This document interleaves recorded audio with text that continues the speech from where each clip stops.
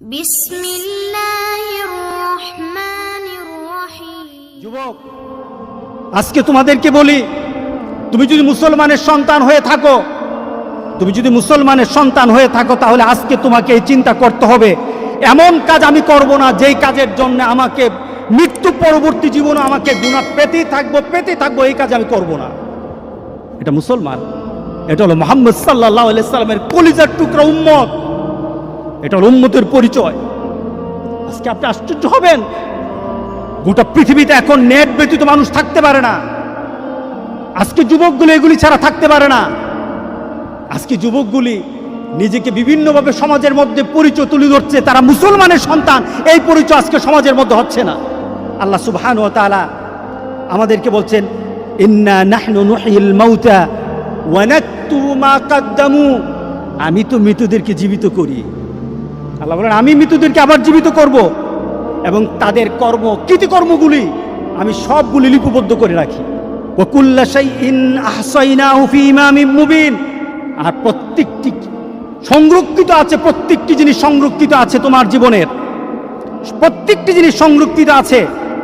যুবক, তোমার জীবনটা যদি, তোমার চলাটা যদি কোরআন এবং সুন্নাহ অনুযায়ী হয়, আল্লাহর রাসূল আর নেককার বান্দারা যেমন সুন্দর মউত পেয়েছে, রাসূল সাল্লাল্লাহু আলাইহি সাল্লাম বলেন, তোমাদের মউতও তত সুন্দর হয়ে যাবে, তোমাদের মউতও তেমন সুন্দর হবে।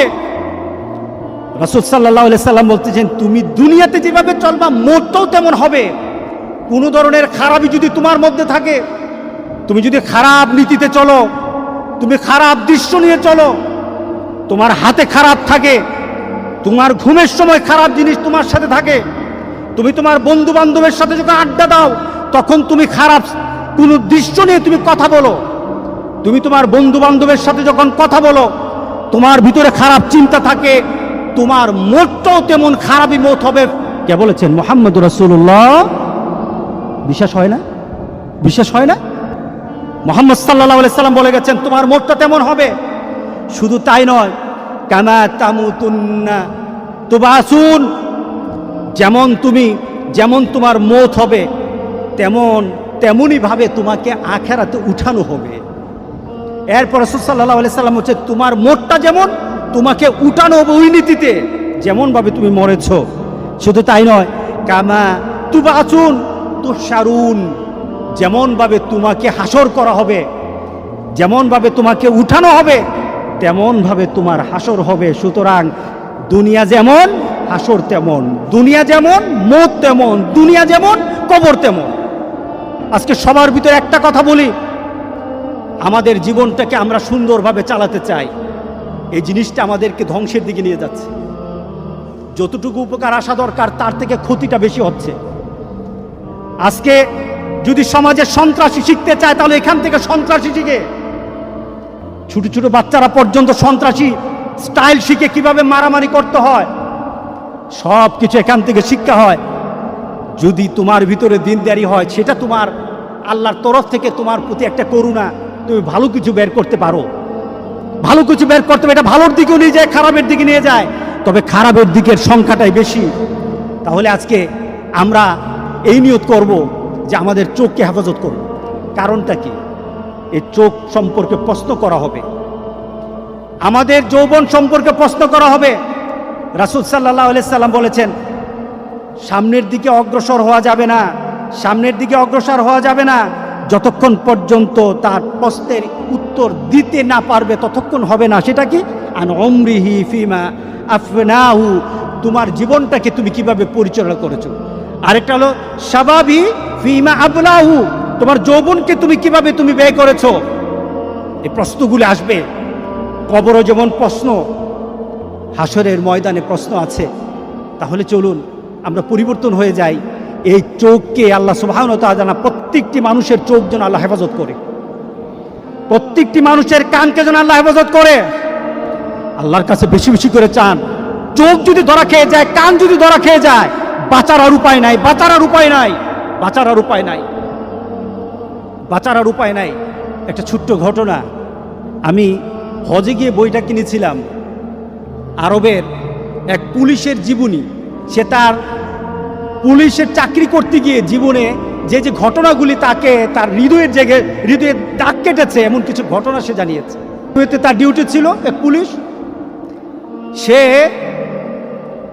একটা অ্যাক্সিডেন্ট হলো, দৌড়ে গেল, পুলিশ তাড়াতাড়ি তার কাছে গেল, দেখলো একটা যুবক গাড়ি অ্যাক্সিডেন্ট করেছে। সে তাড়াতাড়ি সে ছেলেটার কাছে গেল, দেখলো যে তার ছেলেটার অবস্থা খুব খারাপ হয়ে গেছে, কিন্তু তার গাড়ির মধ্যে কোরআন তেলাওয়াত হচ্ছিল। গাড়ির মধ্যে কি চলছিল? কোরআন তেলাওয়াত চলছিল। গাড়িতে কোরআন তেলাওয়াত চলছিল। সে ড্রাইভ করতেছে, সে কোরআন তেলাওয়াত শুনতেছিল। ওই মুহূর্তে সে অ্যাক্সিডেন্ট হয়েছে, তার মুখে যেন বিড় করে কোরআন তেলাওয়াত চলছিল। সে বিড় করে কোরআন তেলাওয়াত পড়ছিল। সে পুলিশ বলতেছে, আমি ছেলেটাকে কুলে নিলাম, দেখলাম মুখটা একটু নড়ে, কোরআন তেলাওয়াতের মতো একটু শব্দগুলি বের হয়, আমি বুঝি না। এক পর্যায়ে সে আস্তে করে সে ঢলে পড়ে গেল, তার মৃত্যু হয়ে গেছে। খবর নেওয়া হলো, তাড়াতাড়ি তার খবর নেওয়া হলো, তাকে তার মোবাইল থেকে তার বিভিন্নভাবে তার পরিবারের সাথে যোগাযোগ করা হলো। যোগাযোগ করে সে জানা গেল এই ছেলেটা প্রতি বৃহস্পতিবার তার দাদির কাছে যেত। তার দাদি আছে গ্রামের বাড়িতে, 200 মাইল ড্রাইভ করে দাদির কাছে যেত। প্রতি বৃহস্পতিবার যেত, দাদির সাথে থাকতো, শুক্রবার নামাজ পড়ে আবার সে ফিরে আসতো, রিয়াদে চলে আসতো। প্রতি বৃহস্পতিবার যেত, আর যাওয়ার সময় সে গাড়ির মধ্যে কোরআন তেলাওয়াত ছাড়তে কোরআন তেলাওয়াতের সাথে মুখ মিলাতে পড়তে সে দাদির কাছে বসতো, আবার বাড়ি থেকে ফিরে আসতো। এটা ছিল তার অভ্যাস। লং ড্রাইভে বের হতো, কোরআন তেলাওয়াত শুনতে যেত। সেইভাবে কোরআন তেলাওয়াত শুনতে কোরআনের অনেকটা হাফেজ হয়েছিল। ছেলেটা কোরআন তেলাওয়াতের সাথে দুনিয়া থেকে বিদায় হয়ে গেল। আরেকটা ছেলের অ্যাক্সিডেন্ট সে বর্ণনা করলো। অ্যাক্সিডেন্টের সাথে কাছে গেল, গিয়ে দেখলো গাড়িতে গান বাজে। তো সে বললো, পুলিশ বলতেছে, আমি তাড়াতাড়ি তাকে কুলে নিলাম, তাকে চেষ্টা করলাম তার শেষ মুহূর্তে একটু কোরআন তেলাওয়াত শোনানোর জন্য, একটু তালকিন করার জন্য, কলেমা পড়া শিখে তাকে একটু শোনানোর জন্য। যতবার আমি তালকিন করি, যতবার আমি লা ইলাহা ইল্লাল্লাহ, যতবার আমি কালেমা পড়াই, ততবার সে গান গায়। নাউজুবিল্লাহ বলি। কারণ তার মধ্যে কিসের গানের যে স্মৃতি, গানের যে একটা মানসিকতা, গানে এতক্ষণ শুনতে ভিতরে যে গানের একটা ভালোবাসা তো তার রয়ে গেছে, যায় না। যেমন তার দুনিয়ার জিন্দেগি ছিল, তেমন তার মৌত হয়েছে। গান শুনতে সে চলছিল, আর গান শুনতে তার মৌত হলো। এবার বলেন তো দেখি, তাকে কাল হাসুরের দিন কি কোরআন তেলাওয়াত অবস্থা উঠবে নাকি গান অবস্থা উঠবে? বলেন। তুমি জানো না তোমার মৌত কখন, পৃথিবীর কেউ জানে না তার মৌত কখন। সুতরাং তোমার মৌতটা যেন এমন না হয়, মৌতের পরে এমন রেকর্ড তোমার দুনিয়াতে থাকবে যে রেকর্ডের কারণে তুমি কবরে শুয়ে গুনাহ পাবা। এমন রেকর্ড যেন তোমাদের না থাকে। আমাদের এমন সতর্ক হওয়া দরকার আছে কিনা বলেন? আমরা আরেকজনকে বলবো, আমাদের বন্ধুদেরকে আহ্বান করব, এই কাজ আমরা করব না। আপনাদের পরিবারে আপনাদের সন্তানগুলি তাদের মোবাইলগুলি কি অপারেট করে, এই মোবাইলগুলি দিয়ে তারা কি করে, আপনাদেরকে এটা চেক করতে হবে, দেখতে হবে আপনাদের সন্তানেরা কি করে। যুবক, তোমাদের জন্য খুব কঠিন সমাজ তোমাদের সামনে। আমার সবচেয়ে একজন প্রিয় আরবের এক আলেম শেখ মোহাম্মদ আল আরিফি অত্যন্ত তেজস্বী কথা বলে, অত্যন্ত ঘটনমূলক কথা বলে। ওনার একটা আলোচনায় উনি বললেন, ওনার এক বন্ধু, যুবক শুনো, ওনার এক বন্ধু সে ইন্টারনেটে খুব এক্সপার্ট ছিল। সে একবার সার্চ করে একটা ইন্টারনেটের ওয়েবসাইটে ঢুকে গিয়ে দেখলো ওয়েবসাইটটা একটা নোংরা ওয়েবসাইট। সেটাকে চিনল। এরপরে শেখের কাছে এসে বলল, শেখ, আমি ওয়েবসাইটে ঢুকে যা দেখলাম এটা বিশ্বাস করার মতো না। কি দেখেছেন? শেখ জিজ্ঞাসা করলো, কি দেখেছেন?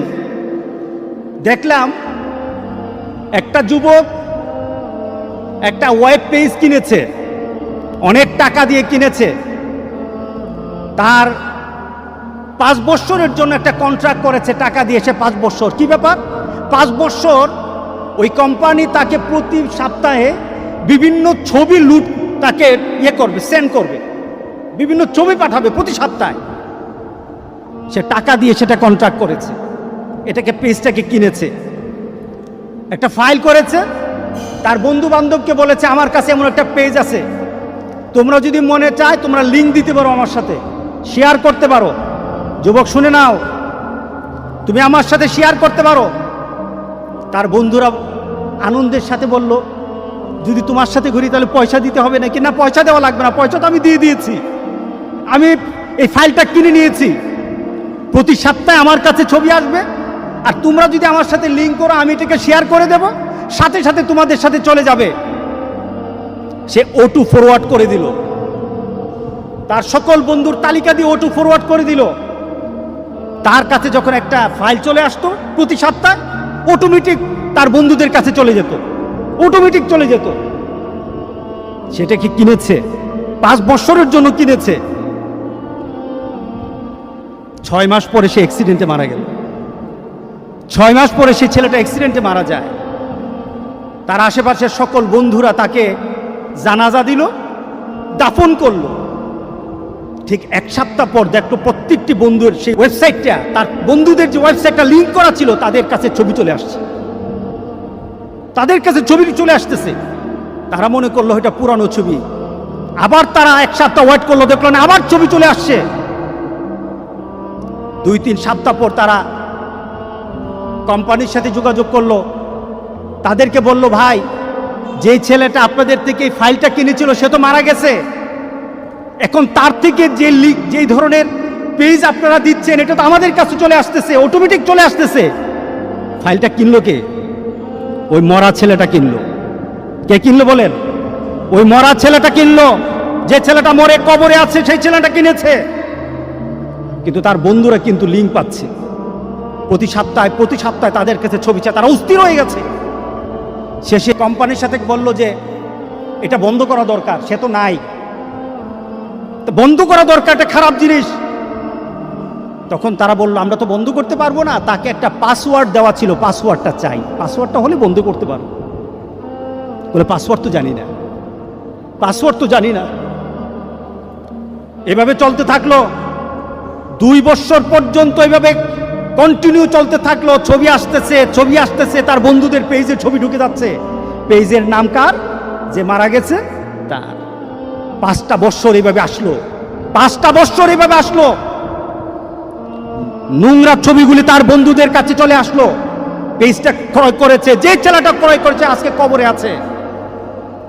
তাহলে আপনার বিবেকে কি বলে?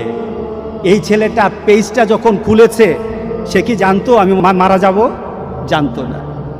কিন্তু আজকে কবরে শুয়ে আছে, তার প্রত্যেকটি লিঙ্কের জন্য যত গুনাহ হচ্ছে সেই গুনাহগুলি সে কোথায় পাচ্ছে? তার কবরে যাচ্ছে। যুবক, তোমার মোবাইলটা যদি এইভাবে খোলা থাকে, তোমার মোবাইলের মধ্যে যদি এইগুলি জিনিসগুলি থাকে, ওই যুবক যেমন জানে না সে 5 বছরের জন্য কিনেছে, সে জানে না 6 মাস পরে সে মারা যাবে। যুবক, তুমিও কিন্তু জানো না তোমার কখন মৌত হবে।